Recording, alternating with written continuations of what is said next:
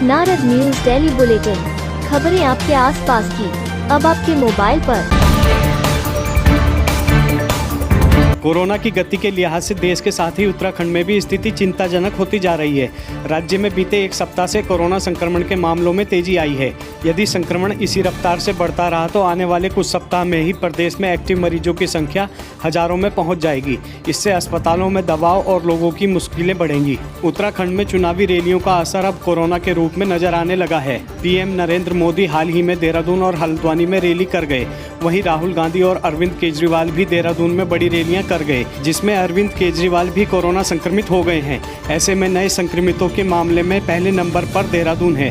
स्वास्थ्य विभाग की ओर से 4 जनवरी की शाम को जारी रिपोर्ट के अनुसार प्रदेश में पिछले 24 घंटे में कोरोना के 310 नए संक्रमित मिले। इस अवधि में एक मरीज की मौत हुई। इस दौरान 111 लोग स्वस्थ भी हुए। प्रदेश में एक्टिव मरीजों की संख्या अब 654 हो गई है।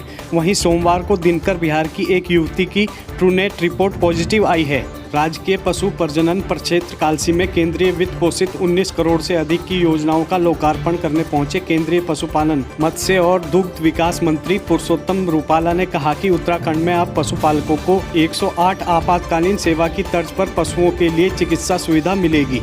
केंद्र सरकार ने प्रदेश के लिए 60 मोबाइल क्लिनिक एम्बुलेंस की मंजूरी दे दी है। उन्होंने कहा कि कालसी स्थित पशु प्रजनन केंद्र भ्रूण प्रत्यारोपण के क्षेत्र में बड़े हब के तौर पर देश भर में अपनी पहचान बना चुका है। उन्होंने कहा कि केंद्र सरकार ने पशुपालकों को भी ब्याज रहित पशुपालक किसान क्रेडिट कार्ड देने का निर्णय लिया है, जिससे कि पशुपालकों की आय में वृद्धि हो सके। उन्होंने 5 करोड़ की लागत से बनने वाले स्वचालित मिल्क पार्लर, शिशु गोवंश बाड़ा, भूसा गोदाम, कृषक प्रशिक्षण केंद्र का शिलान्यास भी किया। प्रदेश की पशुपालन एवं दुग्ध विकास मंत्री रेखा आर्य ने कहा कि पहले किसान कृषि पर ही ध्यान देता था, लेकिन अब कृषि के साथ ही डेयरी भी किसान की आय का प्रमुख साधन बन चुका है।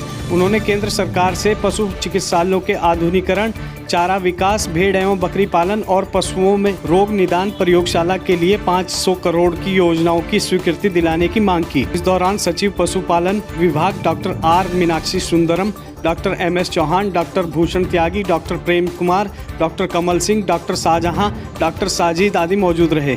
8 जनवरी से अनिश्चितकालीन हड़ताल की तैयारियों में जुटे उत्तराखंड विद्युत अधिकारी कर्मचारी संयुक्त मोर्चा का राज्य सरकार के खिलाफ आक्रोश बढ़ता जा रहा है। पुरानी ACP और पेंशन व्यवस्था को लागू कराने सहित 14 सूत्रीय मांगों को लेकर संयुक्त मोर्चा के अधिकारी और कर्मचारियों ने लखवाड़ व्यासी बांध परियोजना के कार्यालय पर धरना प्रदर्शन कर सरकार और ऊर्जा निगम के खिलाफ जमकर नारेबाजी की। इस दौरान पंकज सैनी, मोहम्मद अमजद, विशाल गुप्ता, दीपेंद्र सिंह, सौरभ पांडे, धाम सिंह नेगी, पूजा रानी आदि शामिल रहे।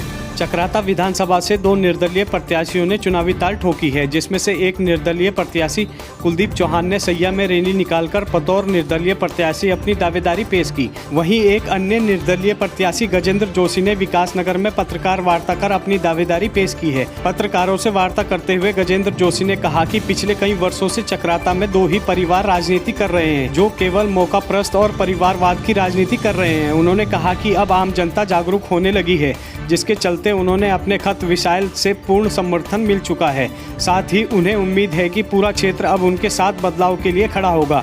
जिस तरीके से जौनसार बावर को जनता को पिछले दशकों से ठगा जा रहा है, छला जा रहा है, उसको निराश होकर जनता भी चाह रही है कि नया विकल्प आए जौनसार बावर के अंदर। विकासनगर ब्लॉक परिसर में आज़ादी के अमृत महोत्सव के तहत आयोजित जैविक कृषि मेले में किसानों को सरकार की ओर से चलाई जा रही योजनाओं के प्रति जागरूक किया गया।